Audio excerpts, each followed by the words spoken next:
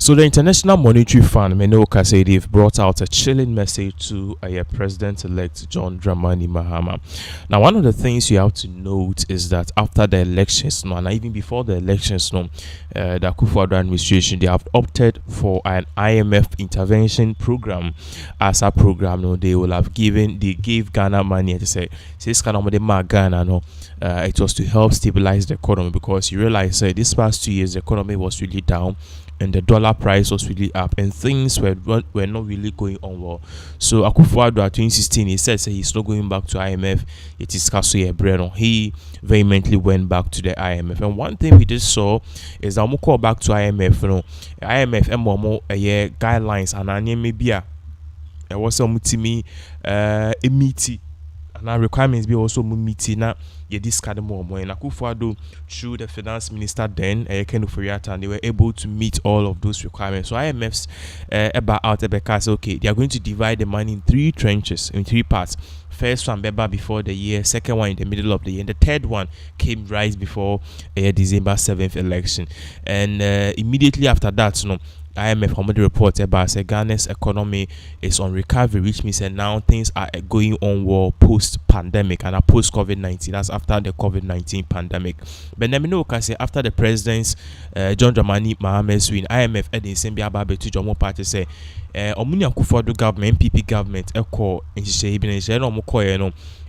one or 2 things be one Ghana also meet, and I say they were on track doing those things. These are requirements now. It was so easy, and was so excessive boringness and name. If those things are on track, then IMF is saying they are open to giving John Dramani Mahama renegotiating Ghana's debts with John Dramani Mahama. But this time around, they are open to negotiating Ghana's $3 billion deal with Mahama's administration. Now, as you can see on the screen, this is even coming from City News. As I was saying now, vehemently, they even stated the International Monetary Fund says it is open to renegotiating Ghana's $3 billion financing program with Vice President-elect John Dramani Mahama's administration, provided accompanying reforms aren't jeopardized. So basically, Omo Party say Niamana Abaino or Maka Sombeya or Moye and our requirements are now Omoye to meet a IMF deal. No, Omo Party say if those requirements are not jeopardized, and scrapping a case okay could be for fraud, it be changing program near there. Mahama can come and then renegotiate for $3 billion deal.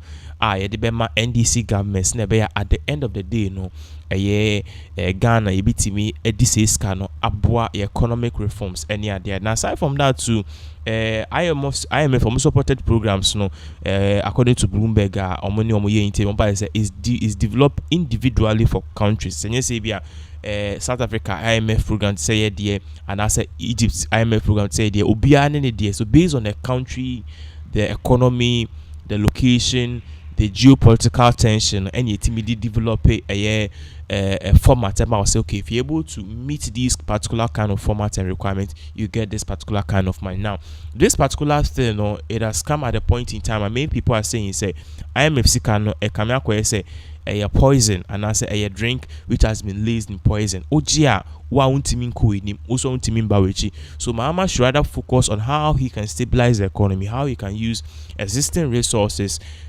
Basically, your bit me use existing resources, and I say resources are Ghana, cocoa, timber, gold, or your basic things. A bit me a use to a tourism now on fast man boosty a Ghana economy. But anytime be IMF Luna, your requirements be a also meet and now your name may be a while. I was a meeting as this can be more, and in those requirements you have to leave certain things behind.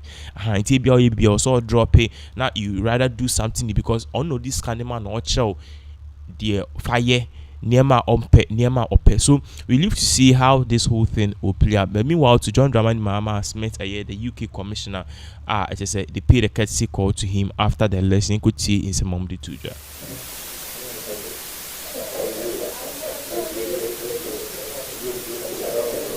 I wanted to come and first of all congratulate you on your remarkable electoral victory at the weekend. The team were just saying how it exceeded even your own expectations. So huge congratulations. We had observers out around the country in 15 of the regions and got 409 polling station reports, and it was great to see this election proceed so peacefully, and the reports that we had in from our observers really noted how clear the process was throughout, and it was good also to see, of course, Dr. Bawumia conceding and the conciliatory tone of your response to his concession as well. Also your calls for calm and for the correct processes to be followed during the collation afterwards. So a good election, a really strong basis for you moving forward. And we, as the representatives of British government here in Ghana, want to state our commitment to working with you, to supporting you and your government through your tenure. You know, I know, that the relationship between UK and Ghana is a really important one. It's one that the British government prizes highly. British people prize highly when you think about the people connections between our countries. And we look forward to taking it from strength to strength under your leadership. We worked closely together with some of your team, bringing in some of the expertise from our High Commission team through the manifesto process. And we want to offer that support as you go through the transition and through your first days in government as well. We've of course seen your 120-day plan. It highlights a number of areas where your interests and our interests coincide, thinking about health, education, but perhaps particularly economic growth, job creation. We want to offer up our expertise to assist however that might be useful to you. We're interested also in what you have said before the election and since around governance, around getting on top of corruption. These are areas also that matter a huge amount to the UK. They're areas where we're learning across the world how to do better. So again, we're keen to talk with you. We've benefited in the past from senior level dialogues, ministerial level dialogues that happen regularly through the year, covering economics and the commercial relationship, trade and investment, as well as security and defence, where our areas of collaboration are very broad. So we're keen to continue to work with you in those areas particularly and make the most of those senior level dialogues. But mostly for now, we want to say a huge congratulations, and we want to offer our support to you and to your incoming government as you take on this huge responsibility, given us such a significant majority of the vote over the weekend. Congratulations, Excellency, and to all of your team. Her Excellency, Prof. Jane as well. Thank you. It was assumed, the congratulations were assumed because you had an open door. We've met several times in the run-up to the election, long before the election, and in the run-up to the election. And so we've always had an open channel of communication. And so, I mean, even if I didn't hear from you, I'd assume your congratulations. I'm glad. I hope you also had the message from the Foreign Secretary and the Minister of African Affairs. Yes, we did. Yes, thank you. And so, I knew Ghana will get it right, and that we'll be able to sail through this election, despite the anxiety that existed before the election. We've always managed in the last minute to pull the chestnuts out of the fire, and I think we did that again. There were a few casualties though, and I do think that it's something we must look into to make sure that it does not become a mark of our elections that people lose their lives. And so I believe that the current administration will begin some investigation to find out what happened, and we will continue that investigation from wherever they leave off. The transition teams have been set up and they've started to work. So I hope that the transition will go expeditiously and that it will be a smooth process so that we have a smooth handover from one government to the other. And so we'll see how that goes. In the meantime, we'll be happy to begin some multilateral and bilateral discussions on the economic cooperation between us and our international partners. And UK is particularly a historic partner in terms of our joint history and all.